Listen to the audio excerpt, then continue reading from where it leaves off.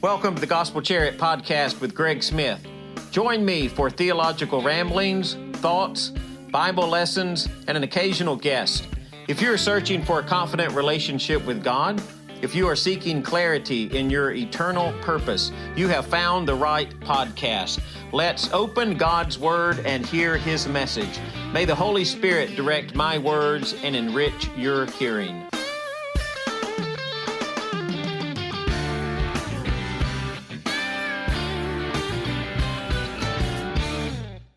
Simon Peter. We know more about Jesus' interaction with Peter than any other disciple. There are more events that are connected to Peter. There are more words that Peter spoke.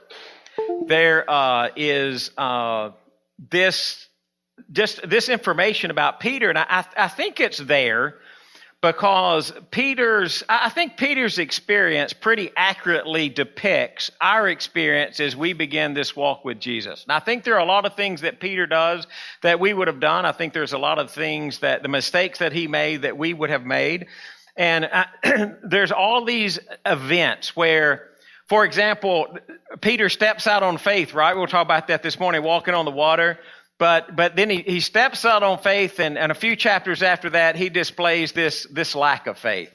He says the exact correct thing. I mean, he says the right thing, and you look at Peter and you think, oh, right, he's about to get it. And then right after that, he says the thing that is just about as wrong as anything that you could say.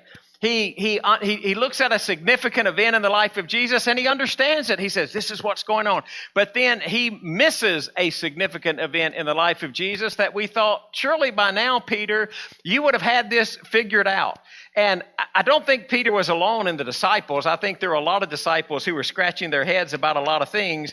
But I think Peter was just the one who was more vocal. And I think he probably had a really incredible personality. I think when we meet Peter, we're going to look at him and say, I kind of understand now but why he went through all of those kind of things. And so there's times his faith is just, it's amazing. And then there are times that Peter will do something and we'll just kind of look and we'll just kind of shake our head in amazement and think, Peter, what are you thinking? What are you doing? And so this morning, we're going to look at a couple of those. This started out, just a little aside, this started out as one sermon, okay? And it's developed into about 4 sermons, maybe 3. So what I had envisioned this morning, this kind of completely changed as I've kind of looked through the life of Jesus and the life of Peter. So Peter, the first impression we have of Peter is this guy who leaves everything to follow Jesus. And the text is pretty clear. Peter left everything. And I know why just Peter, Andrew left everything. It says that James and John left everything. It says Matthew, the tax collector, left everything. There ought to be a lesson in there for us, the leave everything kind of thing. And so Peter is this individual who leaves everything to follow Jesus. When you start putting all the Gospels together, it's kind of a really interesting little story as it kind of develops.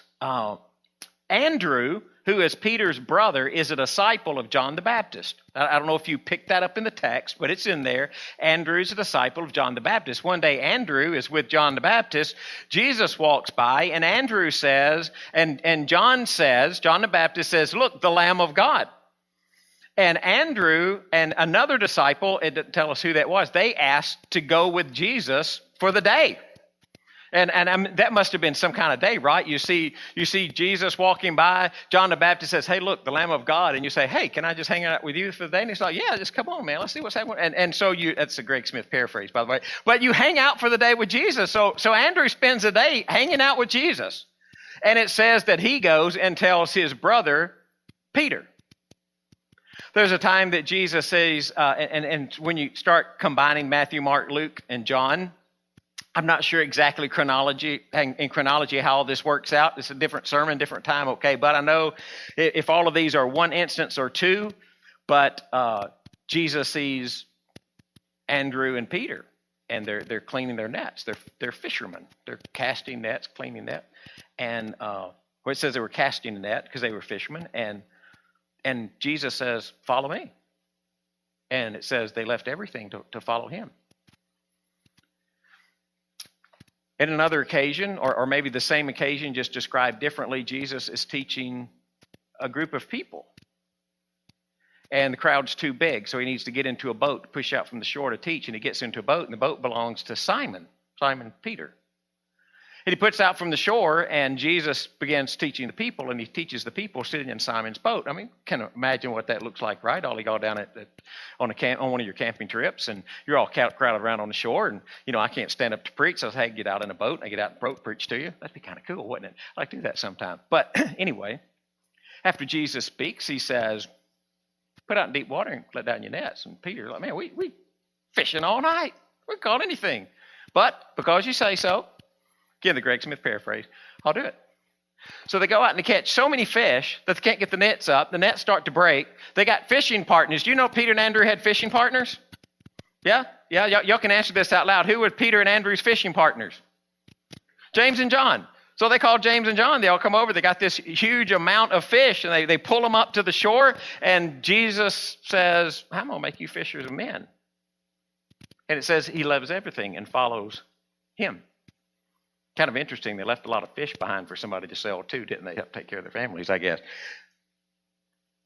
There's a couple of questions when I read through that. No, the first one is about Andrew. Who is your Andrew? Do you have an Andrew? The guy who came and told you, or the girl who came, the woman who came, the man who came, whoever that came and told you about Jesus, who's your Andrew? It's kind of an interesting question, isn't it? Andrew goes and tells Peter, hey, I think we found the Messiah. Who's your Andrew?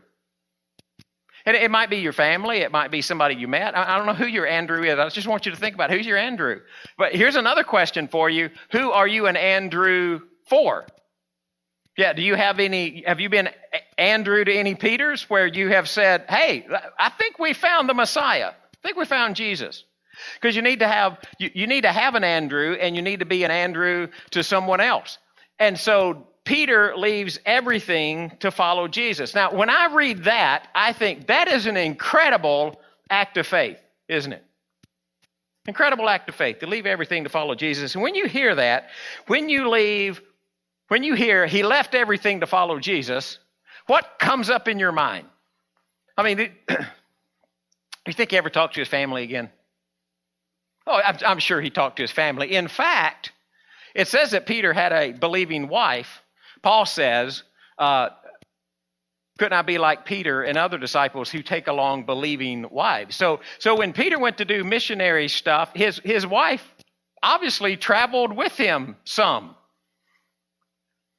That made me ask a question that's never in the text, but I guess I can ask it just knowing that I can't answer it. Can you do that? Can you ask a question you know you can't answer? I wonder if she followed Peter and Jesus.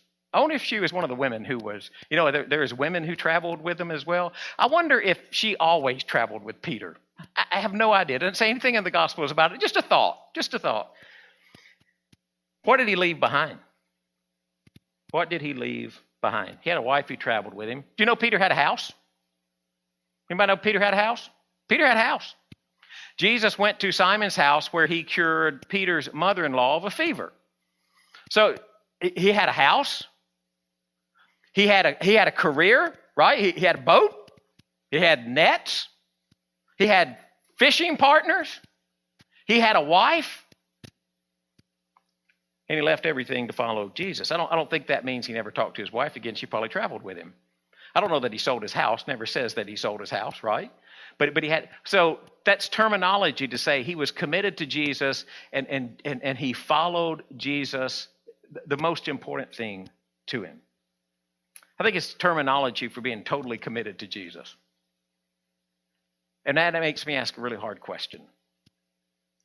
What keeps me from being totally committed to Jesus? You say, well, Greg, it can't be your career. Your career is preaching, right? Well, yeah, but it could. It could, honestly. Is it family? Man, I would hope that if I ended up being a missionary or I had to go off and travel or y'all sent me to some distant country to preach about Jesus, I'm kind of hoping Diane goes with me if that's all right with y'all. Okay, I'd kind of like to have one of those believing wives who travels with you. I wouldn't want to leave her behind. Don't know if Peter did that or not. Man, how long? Peter had fished how long without catching anything that day? All night. Then he goes out. And he catches, like a tremendous catch of fish, right? Like so many that the nets are breaking. That's a lot of fish. That's a lot of money. That's a pretty big business deal to leave on, isn't it? It's like the biggest sale of your career, and then Jesus says, hey, why don't you come follow me? And you're thinking, well, I just think I got successful, right? I think I just turned the corner on this business, Jesus. He says, well, why don't you leave that to somebody else? And why don't you come follow me? Wow, what if Jesus calls you right after your greatest career success? Would you be willing to go? You think Peter was afraid of change? Guy walks up and says, hey, I want you to follow me. And you pull your boat up on the shore and you start to follow Jesus. You think you'd be apprehensive? I think I would be. I think I'd be very apprehensive. Do you remember what Peter says in the boat after the big catch of fish? Lord, I'm a sinful man. Man, that's some kind of statement, isn't it? Lord, I am a sinful man. Who does Jesus change? He changes sinful people. See, I think the thing about Peter is Peter at that moment, he recognized his need. He knew he needed Jesus. He knew what Jesus could do for him. Do you think anywhere down the line, Peter thought, I'm really not going to turn into this fisher of man that Jesus has promised? I'm thinking he probably did. I'm thinking probably, and this is a little just, give me some room to move with the text, right? I got a feeling if Peter's like most people, there were a couple of nights after Jesus had said, Peter, don't you get it at all, man? I think there were probably a couple of nights Peter was probably laying there. I don't know if they slept on the ground or, his head's on a rock. I don't know how any of that worked. And he's probably thinking, I'm not sure I'm going to get this whole disciple stuff. You ever feel that way in your walk? You're just sitting there at night and you're thinking, I'm not sure I'm going to latch on to this whole disciple stuff so much. Here's the interesting thing. When the process is over, Jesus makes exactly out of Peter what he promised. When your process is over, you know what God will make out of you? God will make exactly out of you what he has promised, even though you're going to struggle some along the way. So, man, what are you unwilling to leave behind? What is it that is keeping you from making that total commitment to Jesus? And when Jesus asks the question, and he just makes the statement, he says, follow me. It's not really a question, even though I put it up there as a question. How are you going to answer that question?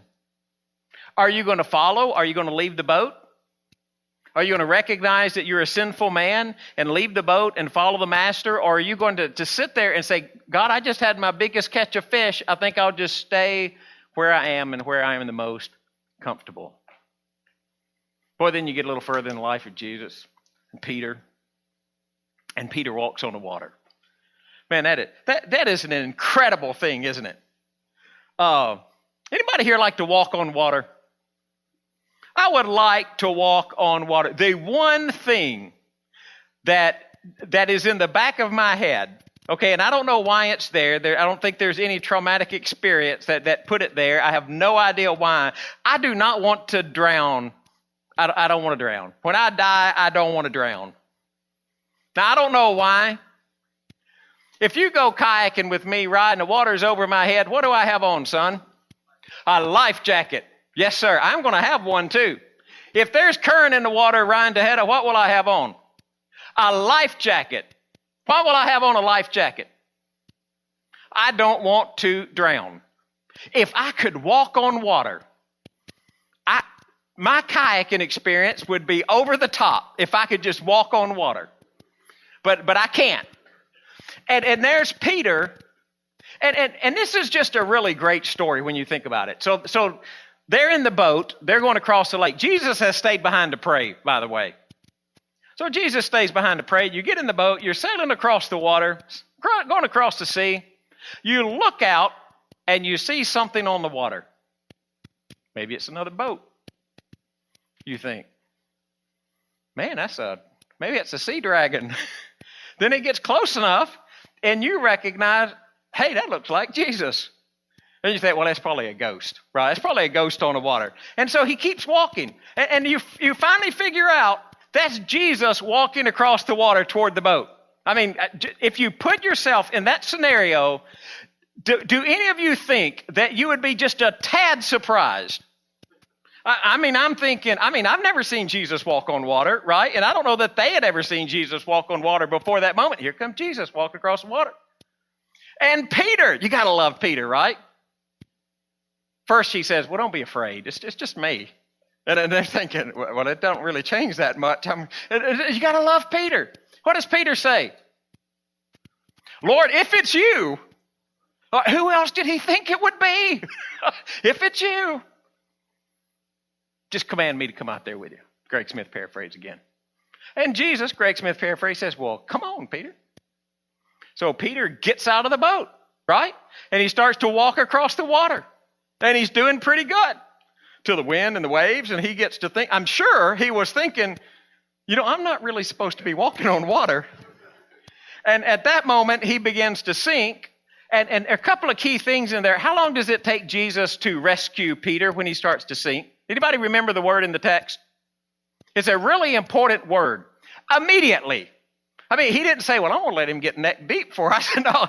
Immediately, Jesus, I don't know how far he was down before he said, oh, help me, Jesus. But immediately, Jesus reaches down and rescues him, right? And we look at that and we say, well, Peter, why didn't you just keep walking? Why did you why were you doubting? What were you afraid of? All right, when you're giving Peter all of that grief, there's a great Jimmy Bratcher song saying it's Get Out of the Boat. If you ever look up YouTube Jimmy Bratcher, he is a blues, he is a blues gospel player and lives over in Missouri. And he wrote this song, I don't know if he wrote it, he sang it, Get Out of the Boat. And it's a great song because you know what he says in the song, Get Out of the Boat? We're complaining that Peter's sinking. How many guys are still in the boat? 11 guys still in the boat. Didn't get out at all. Still sitting there thinking, well, look at Peter going across there.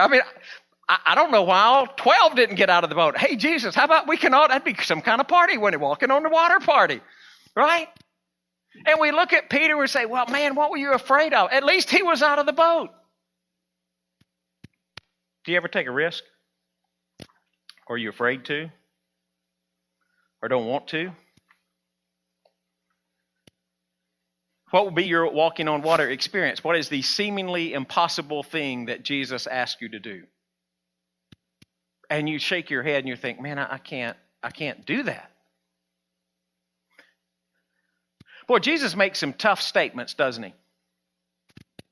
Unless you love me more than mother, father, sons, daughters, wives, you can't be my disciple. Now, I don't know what happens in your head when you lay down at night. Anybody ever laid down at night and contemplated that verse? Your little head hits the pillow and you can't sleep, so you got to think about something. And all of a sudden, God just pops right in your head, that verse.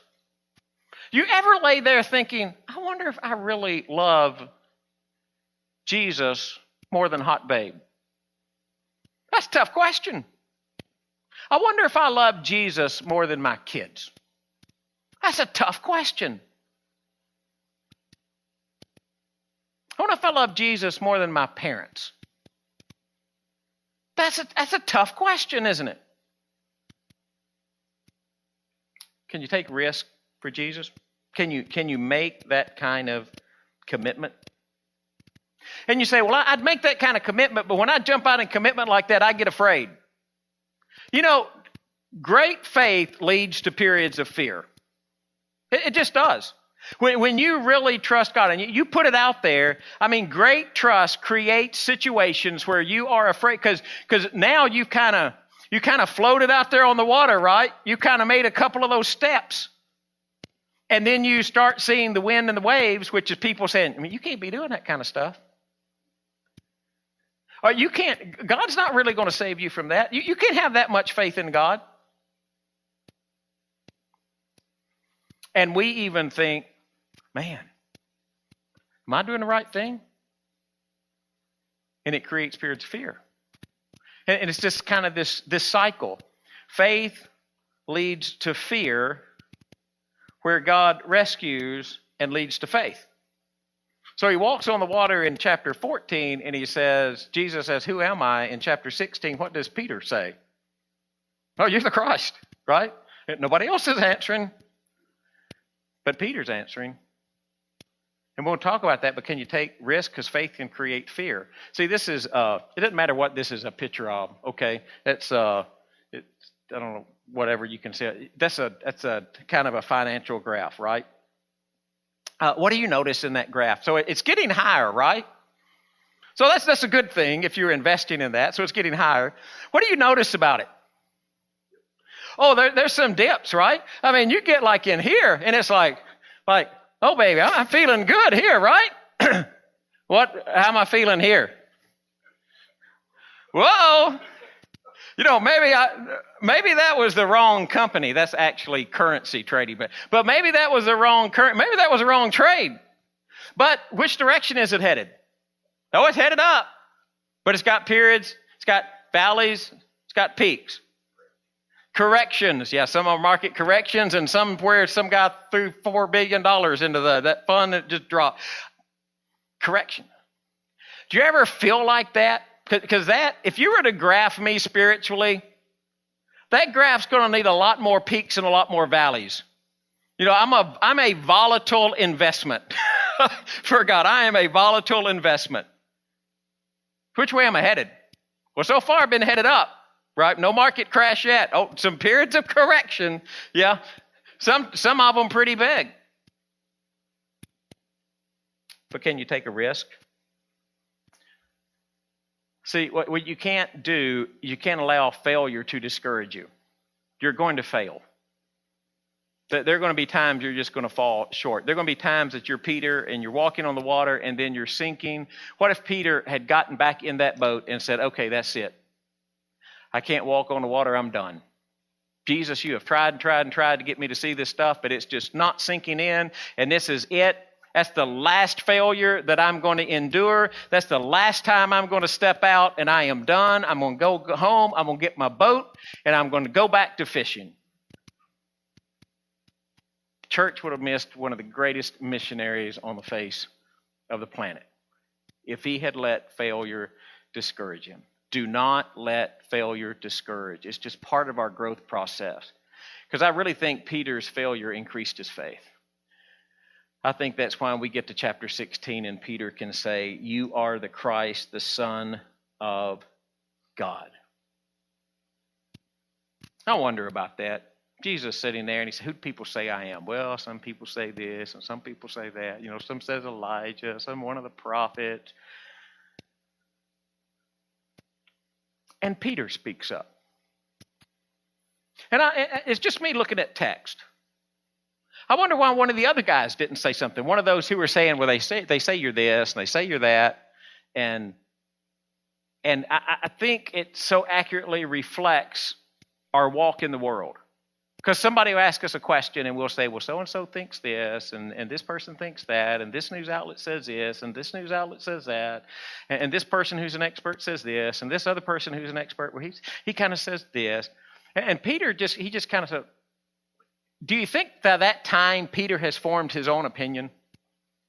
I think by that time Peter has formed his own opinion. I think he's like, I don't care what all those other guys say. I know who you are. That's the Greg Smith paraphrase again, okay? But that's kind of the impression I get from Peter. Oh, yeah, I know what they're all saying, Jesus, but this is who you are, and God calls him blessed. Because he has come to the conclusion that Jesus is the Christ. He is the Son of God.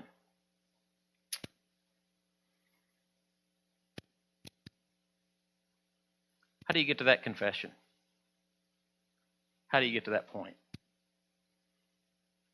Because if you look at Peter and you say, well, he knew that way back when he left the boat on the shore. I think when Peter left the boat on the shore, he thought, I have met somebody really unique and different, and this fellow wants me to follow, and I'm going to see where this goes. But I think Peter's view of Christ in Matthew 16 is far different from when he left his boat at the beginning of the Gospel of Matthew. And I think we go through that journey. I'm not asking you when you first came to church. I'm not asking you what the first Bible class you ever sat in is or was. I'm not asking you the first time you got out your Bible to read or the first time you sat down to pray. I'm not asking you the first time that you thought, maybe this heaven and hell stuff is really kind of real and maybe there's something really unique about Jesus. When is the moment in your life that it dawned on you that Jesus is the Christ? When did that moment come? Or has it come into your life yet? And when it does enter into your life, how are you going to react to that statement? So just imagine this morning, instead of being in this auditorium, we're all down at the lake fishing. And by the way, it says in Ezekiel that there's a seashore and there are fishermen lined up on the seashore. Okay, so I'm with those guys. They're fishing with nets, by the way. They don't think it mentions anything about rod and reels, but they have nets. Okay, and there's a lot of fish. So all of that stuff is good, which means between now and the time I get to heaven, I've got to learn to throw a casting net, because if you see me try to do that, it is not pretty. All right, so I have to learn that skill. But there you are by the shore, casting your net. And Jesus comes along and he says, follow me. How would you answer the question? Because you're answering that question today. You realize that, don't you? You look out and you see Jesus walking on the water and say, Lord, if that's you. Again, I don't know who else he thought it was. Why don't you command me to come out there? And Jesus says, well, come on. Come on. Are you a Peter and you step out of the boat, or are you 11 people who stay in the boat? And Jesus says, who do people say that I am? In our world, we say, well, some people think you're just a myth. Some people think you didn't even really exist. Jesus, some people thought you were a pretty good teacher. They're not sure we've got any of your words right that we recorded on paper, but they think you were a pretty good teacher. That's kind of who the world That's kind of who the world thinks you are. Well, Jesus, there's this group that thinks when they get in trouble, you're the one that they ask to get them out, right? Or when they get sick, you're the one that they say, hey, can you kind of step in and do something about this? Or are you the Peter who says, and you're the Christ? You are the Christ, the Son of God, and I will follow you. How are you going to answer that question?